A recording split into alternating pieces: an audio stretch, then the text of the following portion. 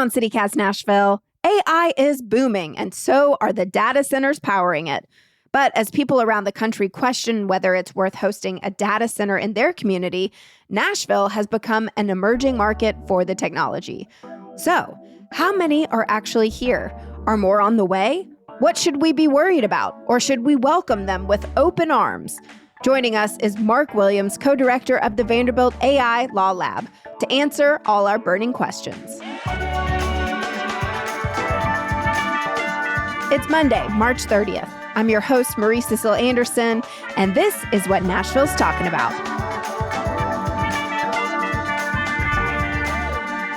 What is the current picture of AI data centers in our area? How many exist now, and where are they located? Nashville and Tennessee in general is considered what you would consider like an emerging market for data centers, and Nashville in particular. I think by some measures, and you've probably seen the same ones I have, it's just they're around 27, depending on how you measure the size and how you want to measure the sort of metropolitan area of Nashville, like what's included and what's not. But I would say anywhere from 27 to 30 in like in the natural metro area. That's wild to me. I had no idea. Okay. But no, not all data centers are created equal. You have some that have been here like out in Clarksville for a long time that nobody had any questions about. You have smaller ones that are opening up. So like Radius DC, I think, is opening one or have announced one that'll be over on Trinity Lane. That'll be like a 12 megawatt capacity data center. Whereas you have Meta out in Gallatin, that's like a 900 acre facility. And I think by the time they're all said and done, we're talking like a 250 to 300 megawatt capacity data center that is more specific for AI loads. So that's kind of what's driving a lot of this is like the computational resources required to train AI systems, but also run AI systems. The kind of servers that are going to sit in those data centers are going to be a lot more powerful than, say, a data center that maybe like the one out in Clarksville traditionally that would maybe power something like your ability to watch Netflix. So there's different levels of data centers. And I would say anything like above 100 megawatts or larger is kind of when we talk about, what is the impact of AI going to have locally on like somebody's electricity bill? It's like that kind of scale and up that we're talking about. The XAI supercomputer Colossus over in Memphis is kind of the poster child for what we mean by a supercomputer AI data center.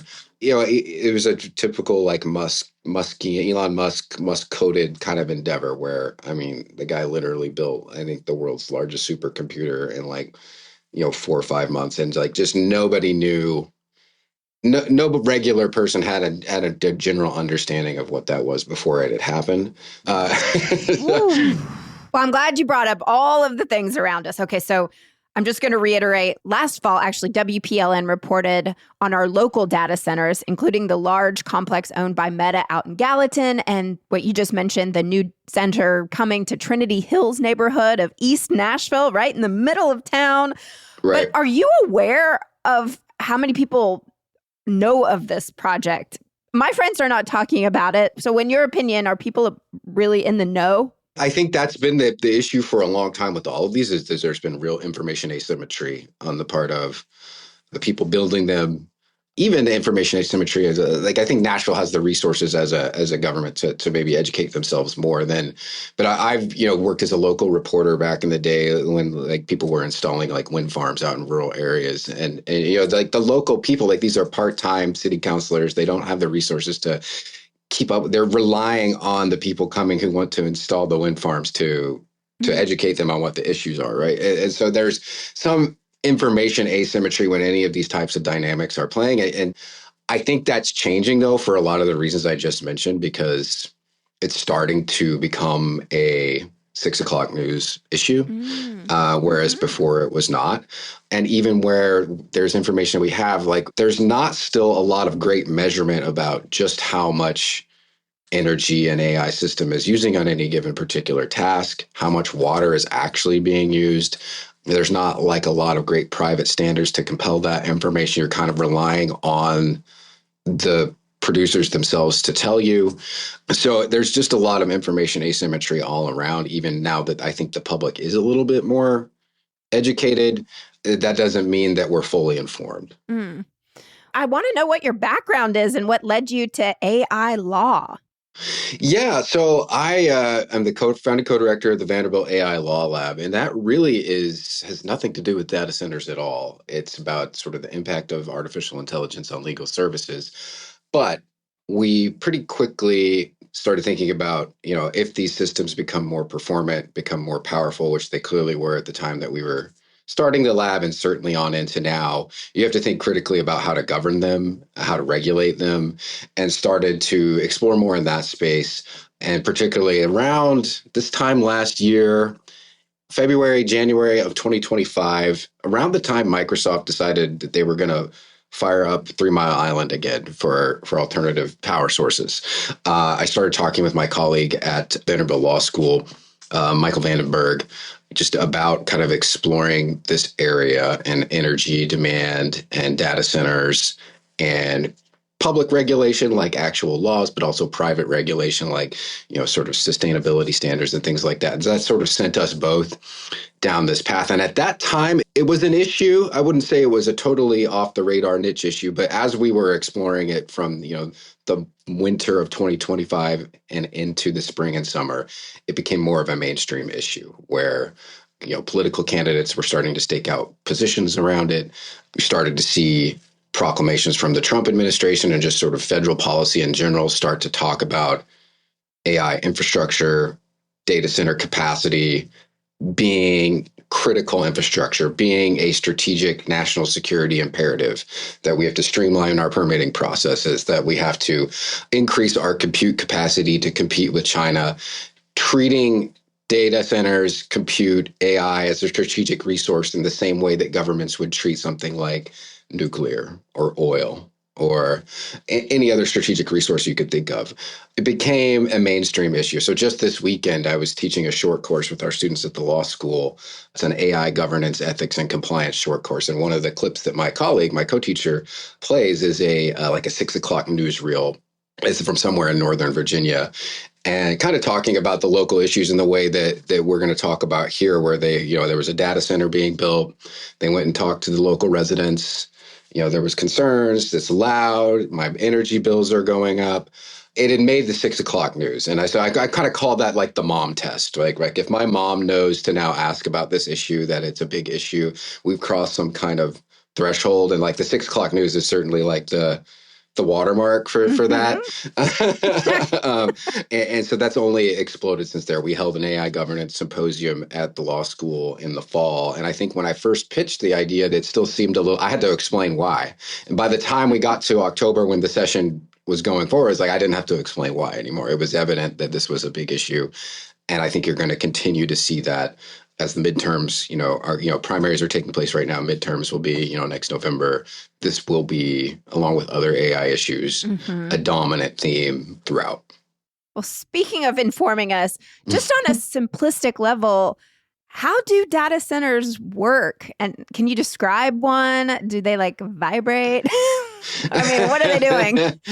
I think not all data centers are created equal. Like even on the Vanderbilt campus, we have a kind of computing cluster of high performance, servers. So they're kind of all around you, and they could be in any warehouse at any given time. And I think most of the time you're giving them no mention. So I think anything that is 10 to 12 megawatts that are small like that, I think that you could live next to one and maybe not even realize that you were, unless that permitting process is kind of in your front yard, like coming to you through the 6 o'clock news, and then suddenly it becomes an issue. Where it gets interesting is that sort of hyperscaler 100 megawatts and above style thing, so potentially what's going on out in Gallatin, but also XAI. So these are running at the size of a small power plant that could, at peak loads, power a small metropolitan area. It's hard to comprehend this size, and it's hard even for me to fully comprehend the size and scale of the infrastructure investment that is going on with these data centers and the power that they're potentially going to draw. What's also interesting about the Meta project is I think they have worked pretty closely with TVA to make sure that they are paying their own way for the infrastructure upgrades for the power that they draw for various offsets. But that hasn't always been the case with all of these projects. And I think only recently has the federal government started to step in and say, like, I think Trump is even quoted as saying, I think data centers have a PR problem. Uh, and when he's saying you Right. have a PR problem, I mean, you have a PR problem. Right. I think for what we're talking about as defining a data center, the Meta Gallatin project is what you should probably focus on. So again, that's like a 900-acre facility. They're building onto it. Like, so they started with a certain cluster, but they're building on. And I think, by the time that they scale up, it'll be, 250 to 300 megawatts, something like that. The numbers may go, but much bigger.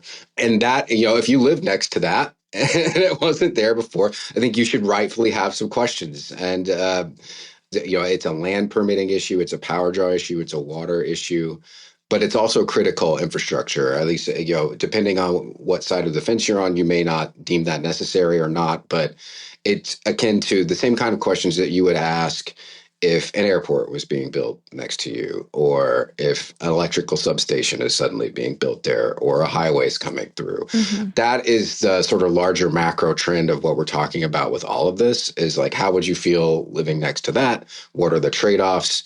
So it's not all, let's romanticize data centers for being an economic boon, but it's also not, let's ban them from existing.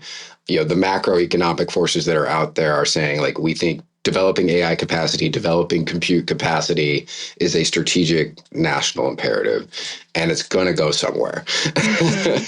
Right. Well, I'd love to break down the primary complaints about them, because I'm seeing nationally, there's widespread backlash and protests from communities across the country.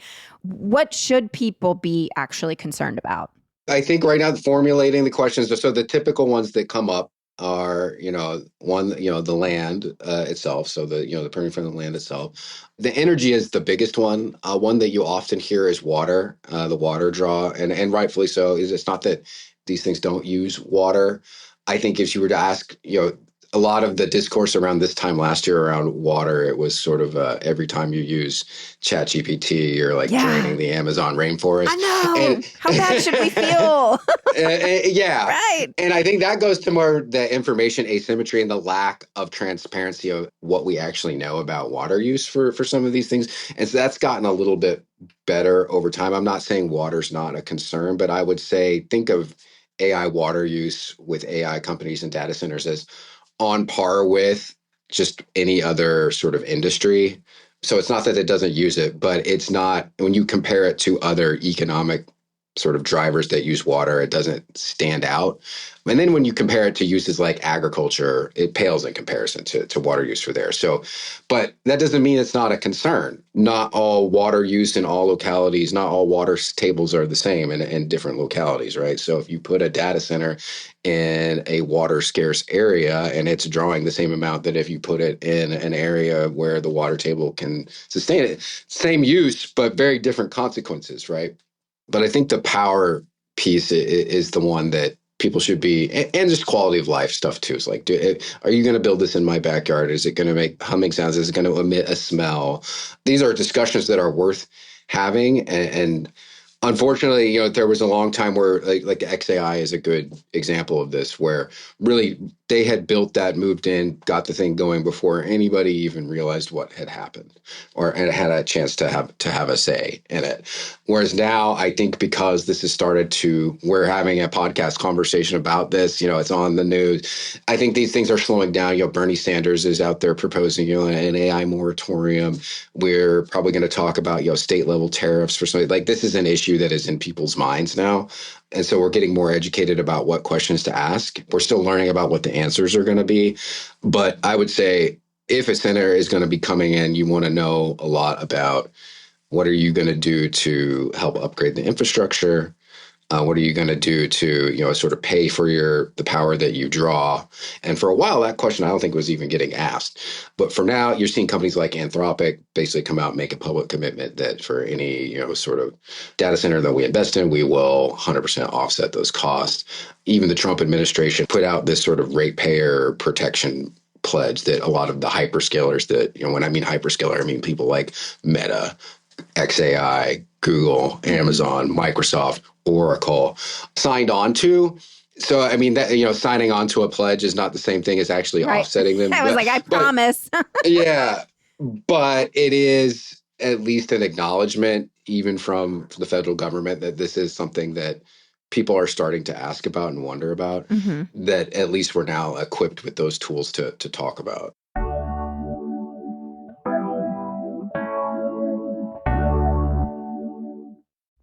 The countdown is on for the first ever Freely Fest. It's all happening at Bridgestone Arena on April 8th. Get ready for an unforgettable night with The Killers, T-Pain, Dominic Fike, Janelle Monáe, and Avery Anna, all celebrating the power of music. Doors open at 4:30 p.m. and the show kicks off at 5:35 p.m. Tickets are still on sale and moving fast, so get them while you can. Go to freelyfest.org to secure your tickets. And hey, come early for the Freely Fest Village on the plaza at Bridgestone Arena with live music, free food and drinks, plus special giveaways, all open to the public from 3 to 9 p.m. The music we love exists because artists have the freedom to create, speak up, and be heard. Freedom of speech is a foundational right that belongs to us all and fuels the free expression that shapes our culture, on stage and off. Freely Fest, one stage, 5 artists, celebrating the power of music. Presented by Freedom Forum. Get your tickets today at freelyfest.org.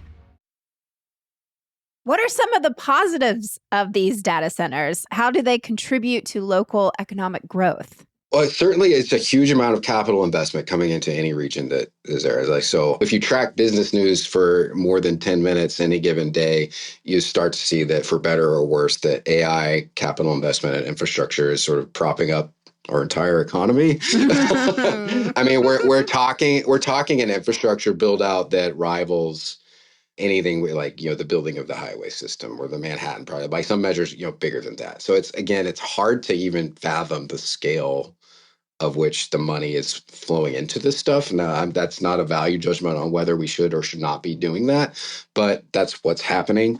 So certainly from that aspect, it is a positive.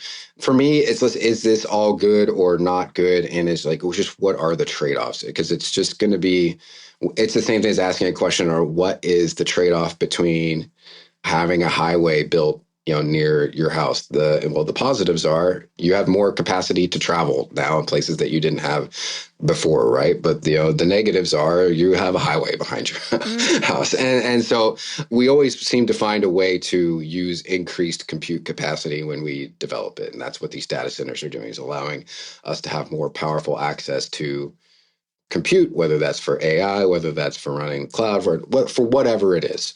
Just thinking about that as a strategic infrastructure resource as anything else. If you view that as a good thing, then that is a positive. I think you should be wary of this clip I was referring to in our class from this weekend. I think it's probably a year and a half old now, but it was some local official, a local mayor of this small town, and he was talking about, though these data center guys have been great. They're going to bring all these jobs, and it's going to bring all this economic development. I would be very wary of that because it takes very highly specialized crews to come in and construct these things. So it's not like, I could be wrong about this. Maybe there's local crews in Nashville that they could subcontract out. But generally, my understanding is that the highly specialized nature, like you build the warehouse, and that's not so difficult. But like the infrastructure that goes inside of it is fairly nuanced and takes a pretty unique skill set. But then once you build it, it's not like a auto factory. Like it doesn't require that many people to keep it going.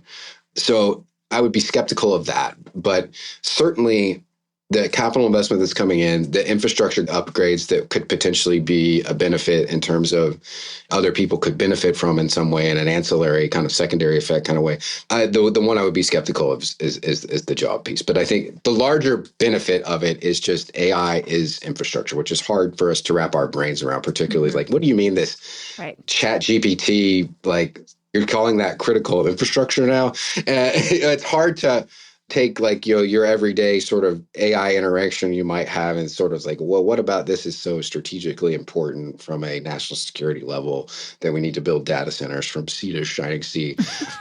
It's hard to make that leap, but increasingly you're seeing for better or worse, these models are getting more powerful and are used in strategically important ways. So Anthropic, which is one of the major sort of it runs the AI model Claude. They've just gotten into a big fight with the Department of Defense or Department of War, however you want to call it, about contract language because that model was the only model that had reached a classification that they could use it in sort of classified actions. And so we know that that model was used in Venezuela when they went and extracted Maduro. And it was certainly playing a role in the actions that were going on in Iran. So, at the government level, at a strategic importance level, it's already reached this threshold where it's more than just, summarizing your emails for you. Right.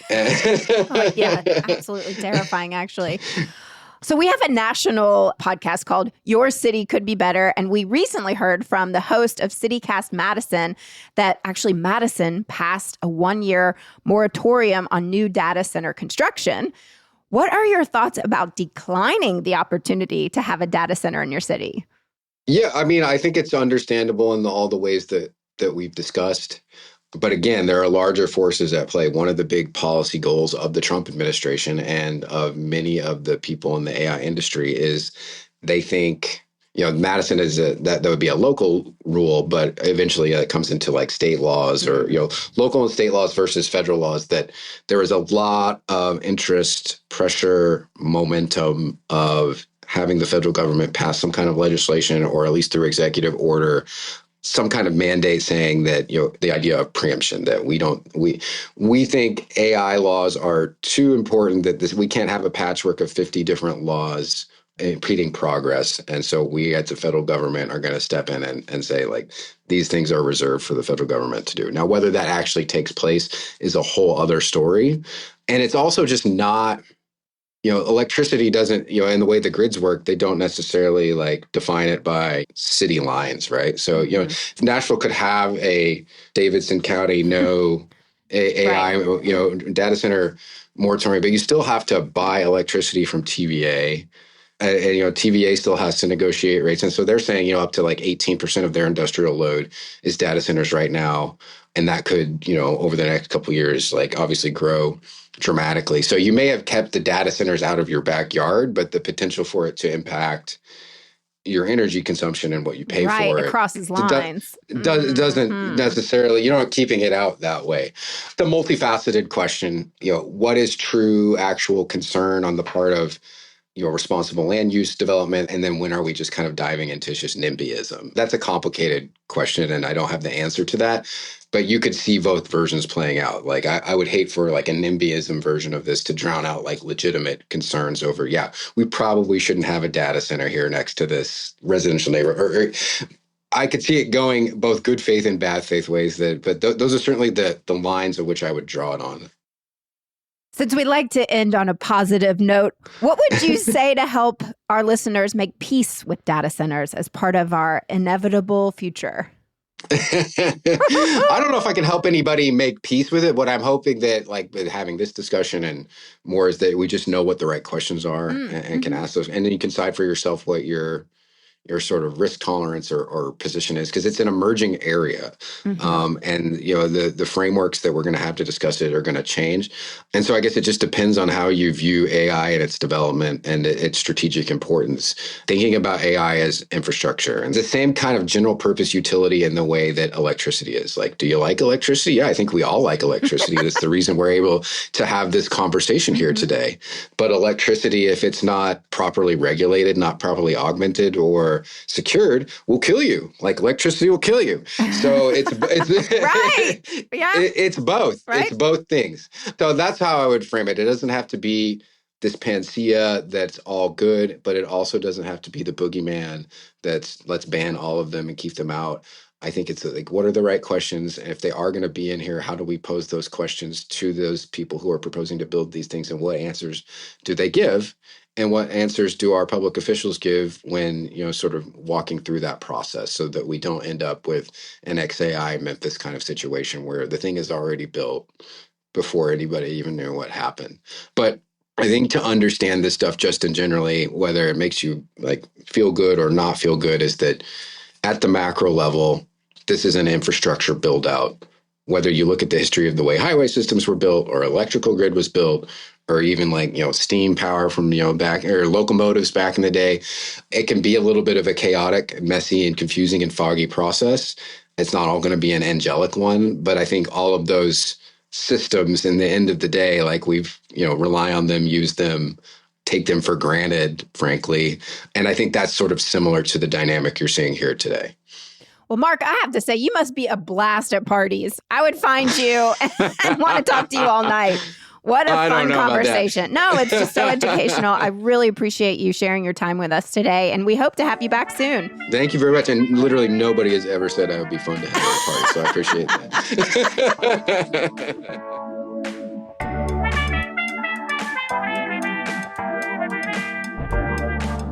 That's all for today here on CityCast Nashville.